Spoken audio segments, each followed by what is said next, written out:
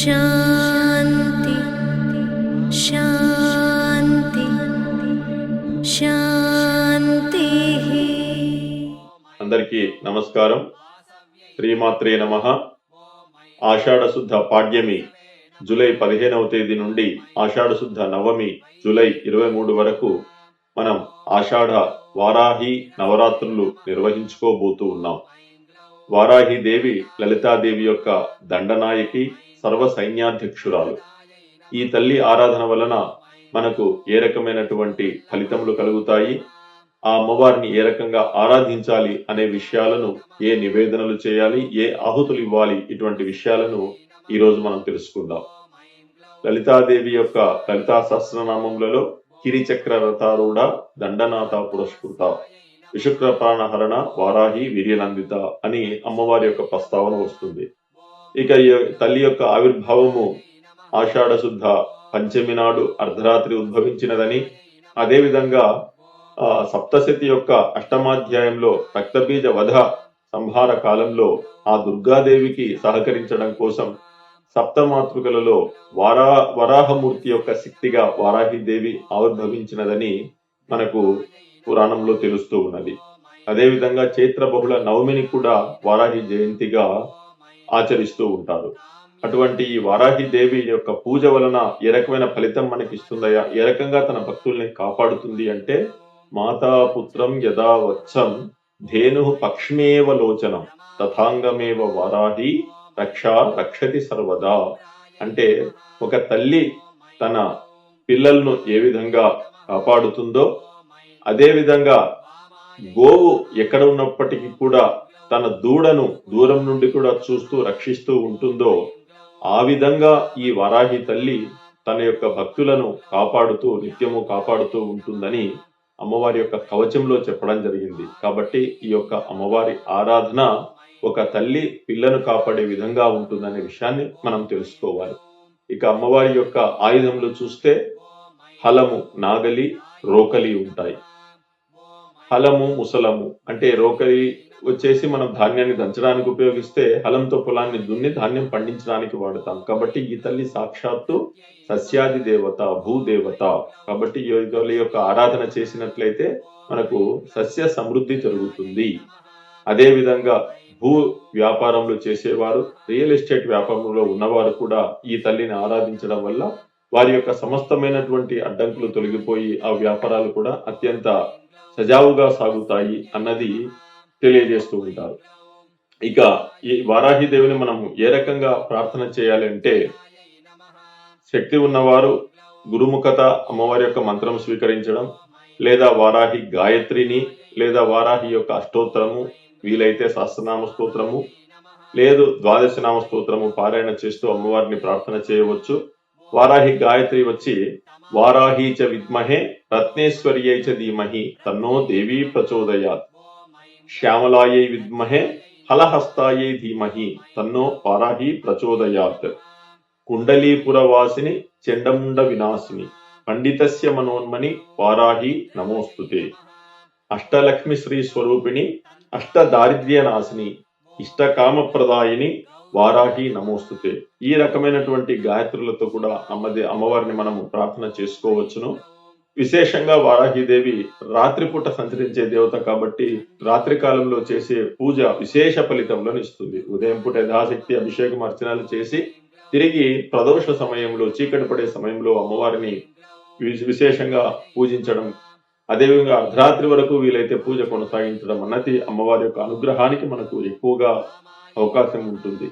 ఇక అమ్మవారి ఆయుధములను చూసాము. అదేవిధంగా అమ్మవారి యొక్క రథమును చూసినట్లయితే, ఈ తల్లి రథములో ధనుర్వేదం, ధన్వంతరి, అదేవిధంగా అశ్విని దేవతలు కొలువై ఉంటారు. అంటే ఏ రకమైనటువంటి రోగ బాధలు, అంటువ్యాధులు, వీటన్నిటిని కూడా ఈ తల్లి మనల్ని చక్కగా కాపాడుతుంది.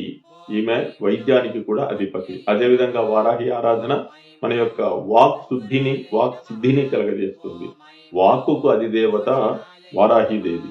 కాబట్టి ఆ తల్లి అనుకుంటే ఎదుటివాడి యొక్క వాక్కును స్తంభింపచేస్తుంది, మన వాక్కును ఎదుటివాడు వినే విధంగా చేయగలుగుతుంది. వారాహి మమ వాక్మే ప్రవేశయ వాక్పాలితాయ మమ మాత వారాహి అంటారు. కాబట్టి అటువంటి వాక్ అధిష్టాన దేవతైన వారాహిని మనం ప్రార్థించడము మన యొక్క మాట యొక్క విలువను పెంచుతుంది. ఇక అమ్మవారిని ఆరాధించడం ఏ విధంగా, ఏ రకమైన వస్త్రములు ధరించాలి, ఏ రకమైన నివేదనలు ఇవ్వాలి అన్నప్పుడు పసుపు లేదా తెలుపు వస్త్రములు, అదేవిధంగా పువ్వులు మన యొక్క జ్ఞానము, రచనా పరిజ్ఞానాన్ని పెంచుతాయి. ఎరుపు అవరోధాలను తొలగిస్తుంది. ఆకుపచ్చ సంపదలను ఇస్తుంది. నీలము సమస్త శత్రుభయ నివారణ. ఇక నివేదనలు ఏమి ఇవ్వాలి అంటే అమ్మవారికి లలితా సహస్రనామంలో చెప్పినటువంటి దధ్యన్నము, గుడాన్నము, ముద్దాన్నము వీటితో పాటుగా చక్కెర పొంగలి, వడలు, మిరియాల దోశ, నవధాన్యములతో వడలు, పాలతో చేసిన పదార్థములు, తేనె, తెల్లగుమ్మడి, పెరుగన్నము, నువ్వుల ఉండలు, డ్రై ఫ్రూట్స్ ఇటువంటి పదార్థములను రోజువారీ మన నివేదనలో అమ్మవారికి సమర్పించడము అమ్మవారి అనుగ్రహానికి మనం పాత్రలమవుతాం. ఇక మనమందరం కూడా ఏదో ఒక విధమైన ప్రారబ్ధ కర్మతోనే జనిస్తూ ఉంటాం.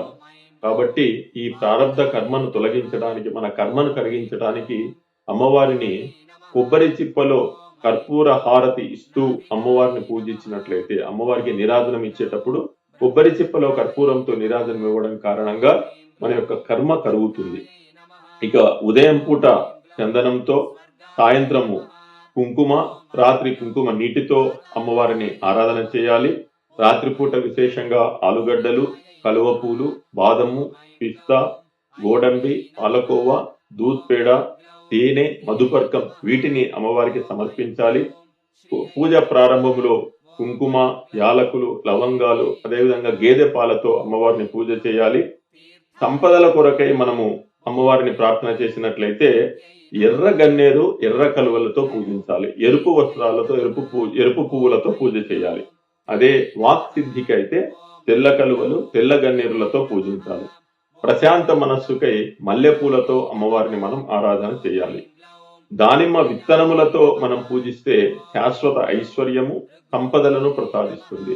కాబట్టి అమ్మవారి అర్చన చేసేటప్పుడు కుంకుమ బదులుగా దానిమ్మ విత్తనాలను అమ్మవారికి సమర్పించి వాటిని తిరిగి మనం ప్రసాదంగా తీసుకుంటే మనకు శాశ్వత సంపదలు లభిస్తాయి.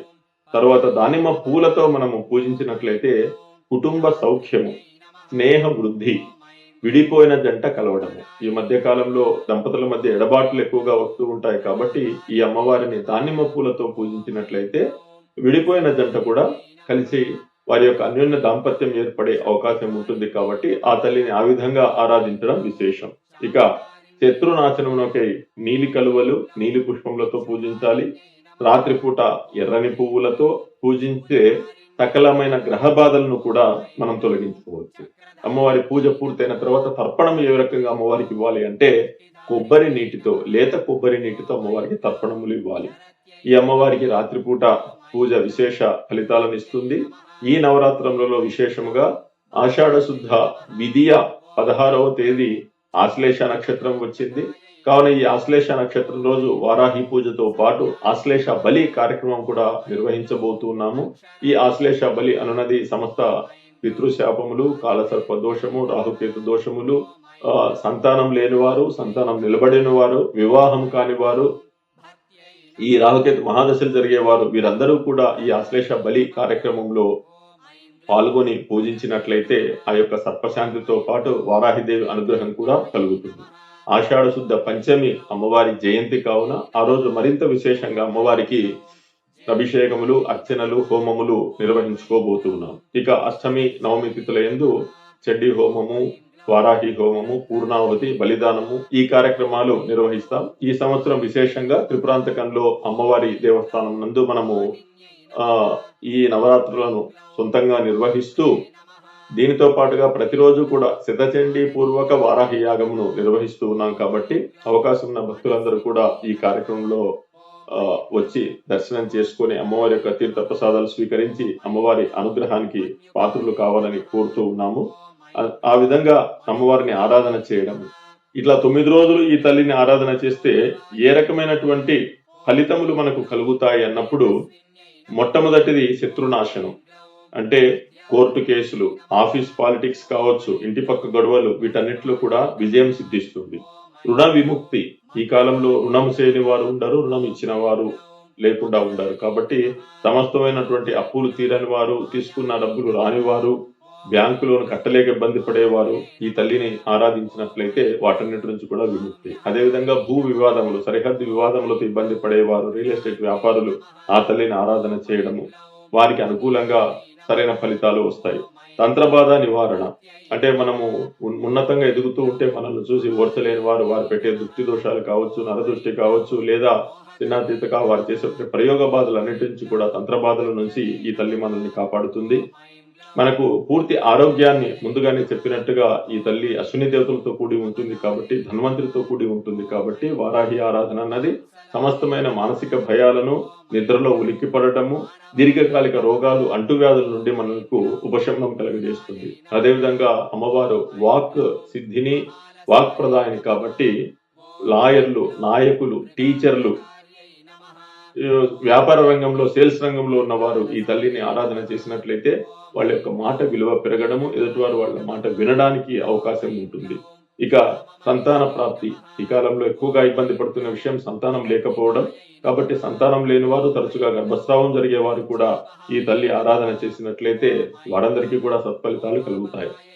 కాబట్టి విశేషంగా ఈ వారాహి నవరాత్రులను ఈ యొక్క ఫలితాలు కాంక్షించే వారితో పాటుగా రాహుకేతు మహాదశలు జరిగేవారు, కాలసర్పదోషం, పితృదోషం ఉన్నవారు, ఆశ్లేష, మూల, జ్యేష్ఠ నక్షత్ర జాతకులు, వివాహం ఆలస్యం అవుతున్నవారు, వ్యాపారంలో నష్టపోతున్నవారు, ఈ విధంగా సమస్యలతో ఉన్న వారందరూ కూడా ఈ తల్లిని ఆరాధన చేసినట్లయితే ఆ యొక్క అమ్మ యొక్క అనుగ్రహం మనకందరికీ కలుగుతుంది. కాబట్టి ఈ రాబోయే ఆషాఢ నవరాత్రులను అందరము కూడా సద్వినియోగం చేసుకుందాం. మనకు సోషల్ మీడియాలో అమ్మవారి యొక్క స్తోత్రములు కావచ్చు, అష్టోత్తరము, సహస్రనామములు లభ్యమవుతూ ఉన్నాయి. వాటిని ముందు పెట్టుకుని యథాశక్తిగా అమ్మవారి పటమును లేదా లలితాదేవి ఫోటోనే మనం ముందు పెట్టుకుని ఆ తల్లిని మనము వారాహిదేవిగా ధ్యానిస్తూ ఈ పూజ చేసి ఈ పైన చెప్పినటువంటి ద్రవ్యాలను నివేదన చేస్తూ అమ్మవారిని మనం ఆరాధించినట్లయితే మన యొక్క కోరికలన్నీ కూడా ఈడేరుతాయి. ప్రధానంగా ఈ కాలంలో ఆడపిల్లల తల్లిదండ్రులు అందరూ కూడా ఈ వారాహిదేవి ఆరాధన చేయడం వల్ల ఈ యొక్క ఆడపిల్లల పట్ల బయట జరుగుతున్నటువంటి రకరకాలైనటువంటి దాడులు వీటి నుంచి కూడా, అదేవిధంగా ఇతర ధర్మీయులు మన ఆడపిల్లల జోలికి రావడము, వారిని ఇబ్బంది పెట్టడం, వీటన్నింటి కూడా రక్షణ కలిగించుకోవచ్చు. ముందుగా చెప్పినట్లుగా మాతాపుత్రం యథావత్సం ధేను పక్షమేవ లోచనం తథాంగమేవ వారాహి రక్షారక్షతి సర్వదా అన్నారు. కాబట్టి ఆ తల్లి ఆ విధంగా తన పిల్లలను కాపాడుతుంది. కాబట్టి ప్రతి ఆడపిల్లకు కూడా ఈ యొక్క వారాహి కవచాన్ని నేర్పించినట్లయితే, వారు రోజు దాన్ని మననం చేసుకుంటూ ఉన్నట్లయితే వారి మీద ఎవరి దృష్టి దోషాలు తగలకుండా ఆ తల్లి వారికి ఒక రక్షణ కవచాన్ని ఏర్పాటు చేస్తుంది. కాబట్టి ఈ విషయాన్ని కూడా గమనించి, గుర్తించి అందరం కూడా ఆ వారాహిదేవిని ఆరాధించి ఆ తల్లి యొక్క పరిపూర్ణ అనుగ్రహాన్ని పొందుదాం. ఇంకా ఈ అమ్మవారి పూజ విశేషాలు, అమ్మవారి హోమములకు సంబంధించిన విశేషాలు ఏవైనా తెలుసుకోదలిచిన వారు నాకు మెసేజ్ చేయడం ద్వారా, నా ఫోన్ ద్వారా సంప్రదించినట్లయితే వాటన్నిటికి కూడా తగినంత సమాధానం తెలియజేయగల వాటిని తెలియజేస్తూ ఇంతటితో ముగిస్తున్నాను. మీ నాగపణి శాస్త్రి. నమస్కారం. ఓం ఐం క్లీం ఐం సర్వసిద్ధిప్రదాయే ఓం వారాహి దేవి నమో నమః.